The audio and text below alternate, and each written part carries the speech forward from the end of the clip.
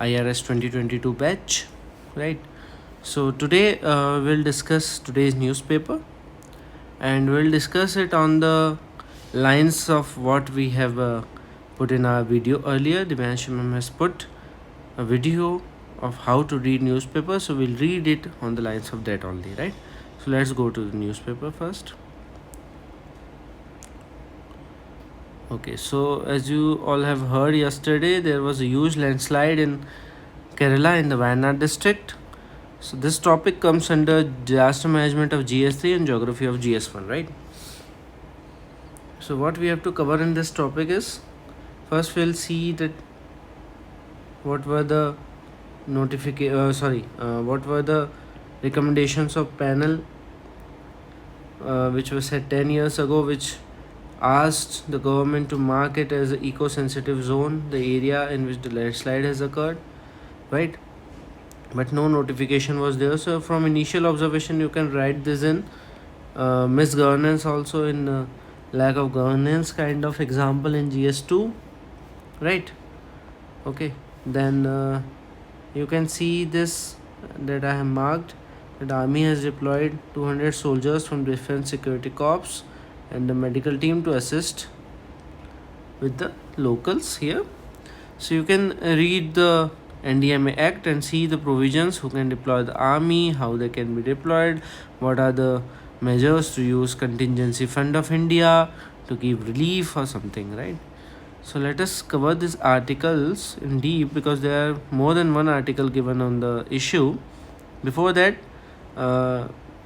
there's a news that Delhi now tops Indian cities with the most number of e-buses, right? So you can quote this as an example in GS3 environment, right? A good example, a case study kind of example. You can quote this in good practices. Okay. So on page 4 it is given the article, but we'll discuss it in deep from the editorial section also. Here one thing which is mentioned, which is worth noticing, is that the livelihood versus conservation debate, right? Because the report of the panel which I was talking about, which is given on the page 1, it was a report from the Madhav Gadgil committee, Madhav Gadgil led expert panel on Western Ghats, and the Kasturi Rangan report, right? Western Ghats ecology advisory, something like that, WGWP, the name of the panel, right? So they when they gave their report, so there was protest, intense protest was seen, right, on the recommendation of their reports, because this area there are a lot of livelihood activities, especially the tea estates are there, and other timbering activities are there, lumbering activities are there, right? So the area, the use of the natural resources in area is source of livelihood for many. That's why there were protests. So you can write it in the livelihood versus conservation debate in GS3 environment section, right?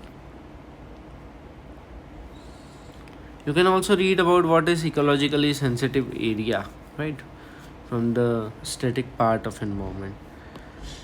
So we'll directly go to the analysis of the article.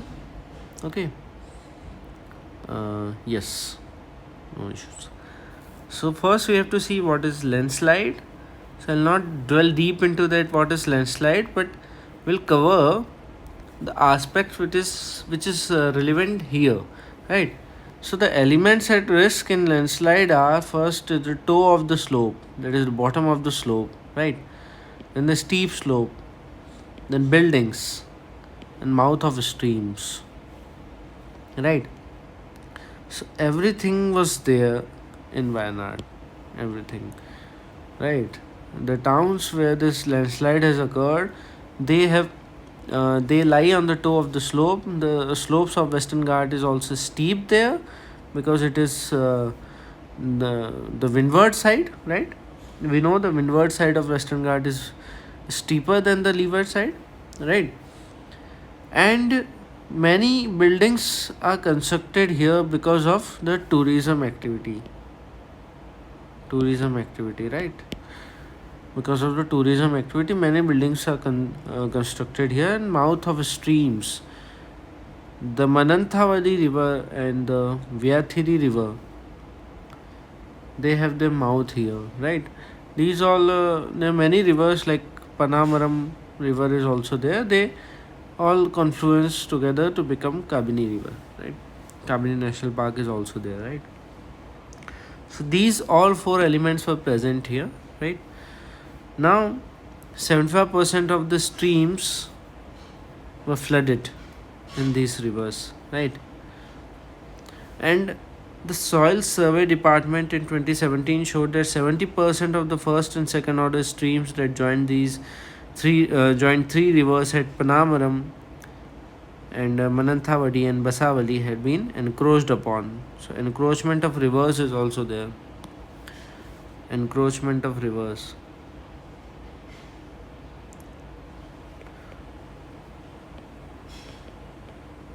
Right. And GSI, Geological Survey of India, has conducted a spot survey following landslide in Kozhikode and Kannur and Wayanad post the 2018 floods. So every time we see there's floods in Kerala, there's landslide also. So why exactly it happens? Because these areas in Kerala, they lie on hard rock, which is covered by layer of 1 or 2 layer of soil, right? So because of heavy rainfall, heavy floods, the soil is washed away, right? It causes landslide, right? So there's an article in Down to Earth also given about the same issue, in which the anthropogenic causes of the same is mentioned. So we must see what are the anthropogenic causes of this landslide which has occurred in Wayanad, right?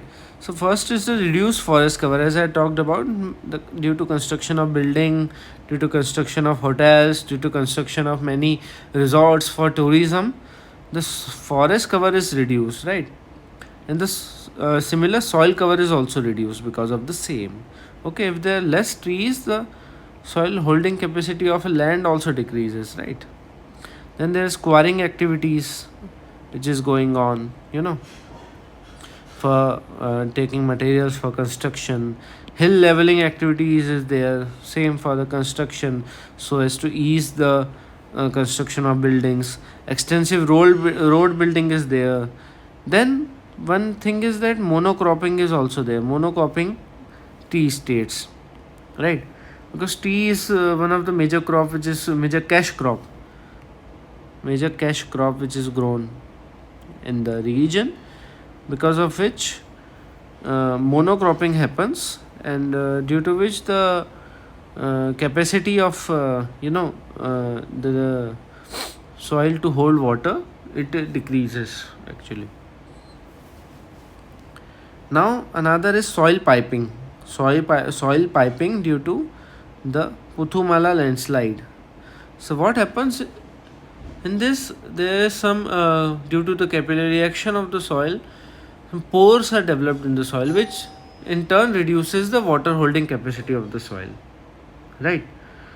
So due to which the soil or the land, it becomes prone to landslide. It becomes very much prone to landslide. And in the previous one which I talked, monocropping, it also enhances the soil piping. And as we talked earlier in this lecture, the protest which has happened, so it is because of this only, because many cash crops are grown in the area, and the report is suggested the area to be demarcated as an ecologically sensitive zone, which could have hindered the cultivation of these cash crops, right? So these are the reason. Then extensive tourism is there, right? We see Kerala tourism has immensely increased in recent years, especially in past 10 years, right? Due to which many resorts, many activities are happening there, right? Which hinders the natural ecology of the region. That's why there is the occurrence of such an event, right? climate change is one of the major factor, right? Climate change, we know, is one of the major factor in most of the disasters. So changing rainfall patterns is observed in last 10 years in Kerala. There was a drought in 2015, then there was a cyclone Oki in 2017. In 2018, the Kerala floods were there. Post that, landslides were there in 2019. Every year, if heavy rainfall is there, landslide happens. But this is the one of the biggest landslide that has happened in Kerala. That's why it has become so big news this year. So, from the articles given in the newspaper, we have developed some way forwards. What can be done in order to, you know, reduce such events, in order to mitigate such disasters? First is zoning regulations should be there.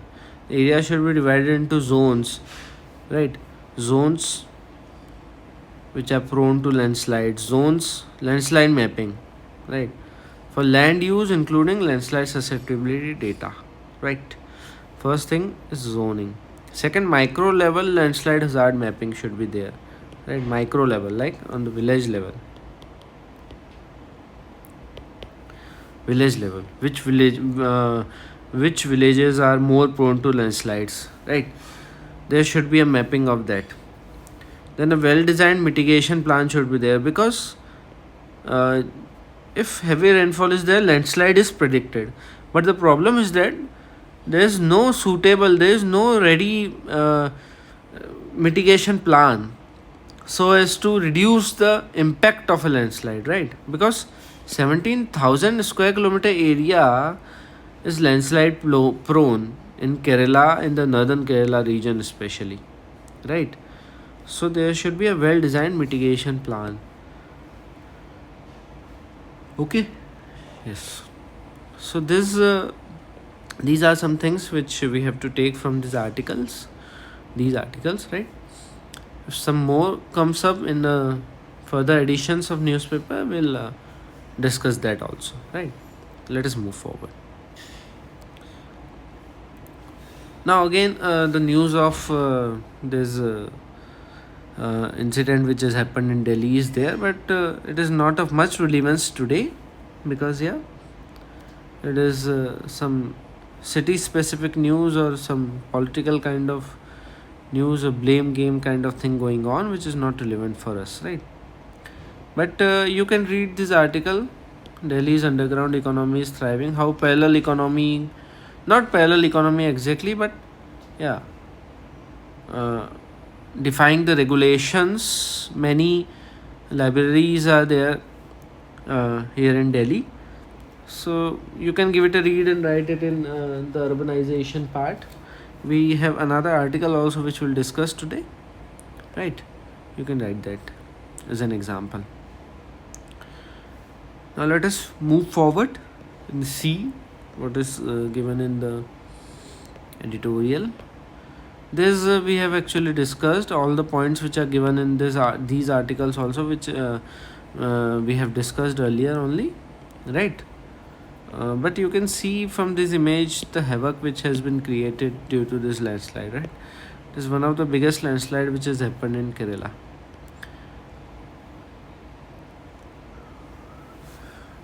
Now comes this article, urbanization and its impacts. So we can use this article in GS1 as well as to some extent in GS3 also.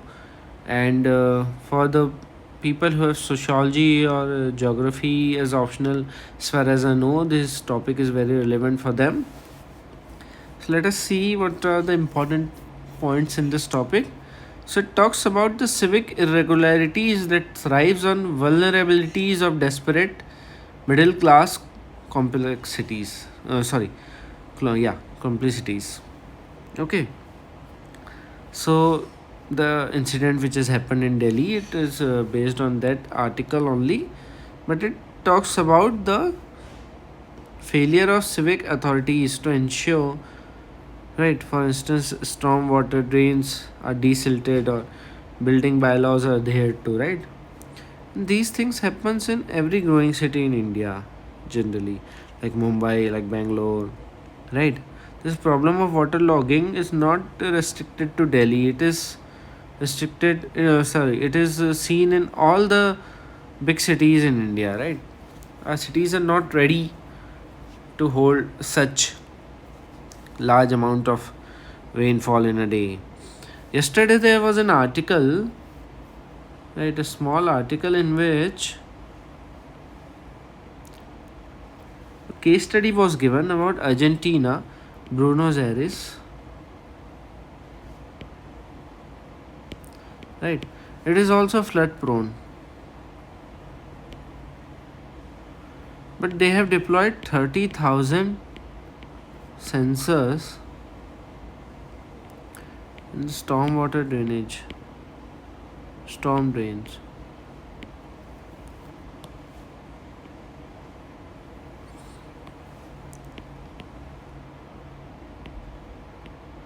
Right, so it gives a early warning system. So whenever that alarm rings, there is a message that there could be a situation of flood, so be prepared. So all the civic bodies there, they get prepared for it, and it helps in the mitigation plan, right? So these kind of early warning system can be deployed in our cities also, especially in Delhi, Mumbai, and other populated cities where evacuation is very difficult, right? So in this article it is given that illegal construction capitalize on vulnerabilities of desperate and the collusion of middle class. So middle class, they can't afford to live in a very high class areas, or especially the ones who are struggling, right? The aspirants, they can't go and live in a very posh area, very posh societies, right? They have to live in places like this only to save money. So these are some things which you can take from this article. Now it is also given that according to World Bank, India's cities and towns will house 40% of its population by 2036. And by 2041 alone, Delhi alone is expected to reach around 3 crores of population, right? So it means thousands of people will be living here in these vulnerabilities only. So we must be prepared for this. This is the only thing which is given in this article. What is needed is greater devolution of power, right? Beginning with the implementation of the draft Delhi Master Plan 2041. We don't have to read this master plan, we can quote this in the example only, right? So these are something which are important from this article.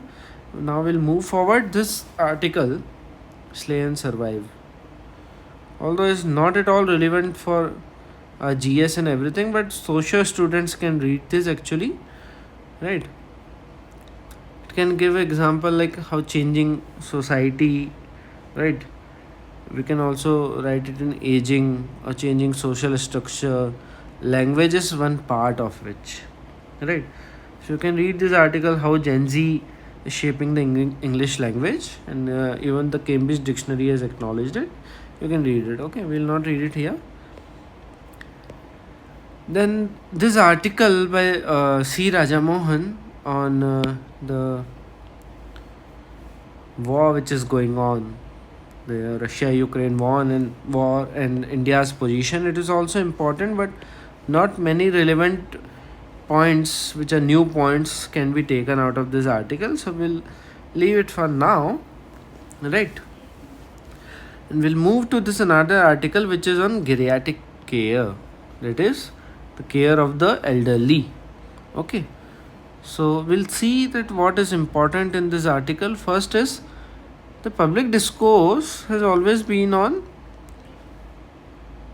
utilizing the demographic dividend in India, but generally we have seen that the care of the elderly is ignored. First of all, you can relate this article with the GS2 topic of social justice, right, to vulnerable section. Okay, you can relate this article to that, and you can quote this as example there. You can quote some points from this article as example there. So the thing is that the total share of elderly in population will increase to 20.8%, 20.8%, 20.8% by 2050, right? You must remember this percentage, 20.8. That's why I'm highlighting it again and again. You can write it in example, right? And this also varies from state to state, right? Southern states have worked upon their population policy, and due to which they are aging at a greater pace than many states like UP, Bihar, and MP, Jharkhand, right? These are not aging at the pace at which southern states and some states like Punjab, which have, bore the fruits of green revolution, they are aging at a greater pace, right? And aging is actually a significant feature of the East and South Asian society. Like, the rapidity in aging is very high compared to the Western countries, right? The aging which has happened in 20 to 30 years in South and East Asia has took 100 years in the Western societies, right? And the problem with countries like India is that the inadequacy of social protection, which is almost absent for many people in India, is a biggest problem for the elderly, right? And also the spread of nuclear families, right? Now, young children, they move out of the tier 3 or tier 2 cities to tier 1 cities for work, due to which the elderly are left behind. So it poses a new challenge in form of nuclear family where two elderly people are only living, right? What needs to be done here is one thing which will quote it later also. Many East Asian countries, especially like South Korea, Japan, right? They have integrated health and social care through financial investment, right? In India also there are many schemes like Vayavandan Yojana is there, okay, and then Mandhan Yojana is also there, the pension scheme for the poor, right? So that they invest a minimum amount from the age of say 18 or age of 30 to 60. For 30 years they invest and then they get pension, right? Because organized sector in India gets pension, but unorganized sector there is no kind of pension. They have to work even after the age of retirement has been passed, right? Many people in the age of 80s also work because they have to earn food, right? So India does not have a universal public pension scheme, as we have discussed, or even a universal health insurance scheme which covers everyone, right? Because, as we'll discuss in this article, Ayushman Bharat and other schemes like CGHS, everything does not cover everyone, right? So there is a need of social welfare schemes which are targeted for older people only, right? Older people, and not only the older persons who are living below poverty line, also the persons who are living above poverty line, just above poverty line, right? So for this, demand side and supply side match has to be there, okay? There are simple things you can, you know uh, develop a paragraph from this and write it, right? And what you can quote, the longitudinal aging survey in India, LASI, the LASI survey, which conducted for those above 60 years of age. So it has highlighted that the person above 60 suffers from multiple morbidities due to non-communicable diseases, non-communicable, right? Like diabetes, hypertension, cardiovascular diseases, which leads to situations like heart attack, right? So the burden of non-communicable disease is already very high in India, but it is especially high in the older population, right?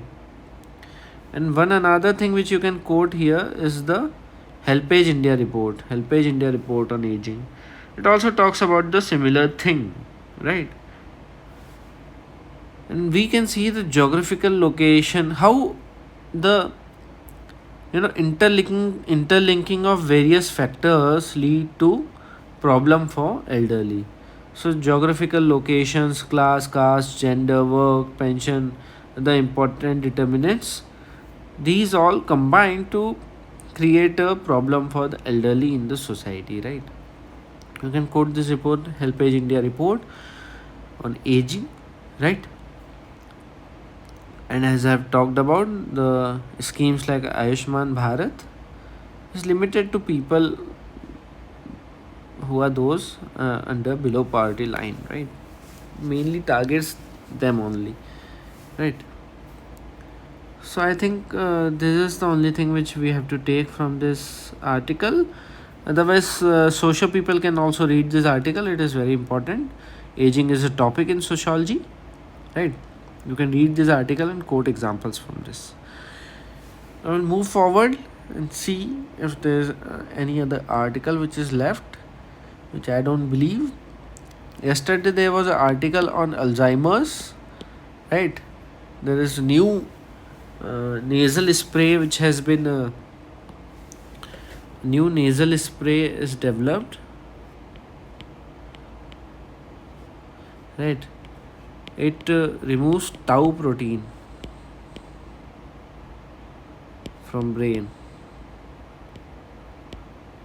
right? So it's tau and amyloid. These two proteins are mainly responsible for Alzheimer's. Sorry if the spelling is wrong. I think H also comes there, right? So these two proteins are responsible for Alzheimer's. These are neurodegenerative proteins. They, depletes the larger proteins into smaller ones. They decompose the larger protein into smaller ones, right? So this new nasal spray, it removes the tau protein, and it is first of its kind, because earlier every treatment it was focused on amyloid protein only. This is the first one which is focused on tau protein, and tau protein is more toxic than amyloid protein, right? So I remembered this from this article on dementia, right? It is just that vision loss and high cholesterol is also a factor. Untreated vision loss, high cholesterol also factor for dementia, right? You can read this article, Parak data, analysis. Parak is I think a body under NCRT only, a standard setting body, right? You can read this article. It is, although not of very much relevance, but you can still read. Okay. Now we'll see if I don't think there is any other article left today in economy portion also. Not of much relevance for UPSC aspirants is there. Okay. This you can actually see, and what we have to do is brainstorm from here, right? Brainstorm, go and check the lithium deposits in India. If there is any lithium, is India dependent on any other country for lithium, right? And what are the areas in the world in which where lithium is formed? Lithium triangle. Where is lithium triangle? Go and check that. It's in South America. Name the 3 countries, right? So we have to understand and see from articles like this, so what to read actually, right? So you must know that in Riyasi also lithium is found. Okay. Jammu Kashmir is very mineral rich region in India because of geographical reasons, right? So you can see this. Apart from this, I don't think there is anything important in today's newspaper, right? So with this, we'll finish today's analysis of newspaper. Okay. So I'll take your leave. Thank you so much for your patient listening. Thank you.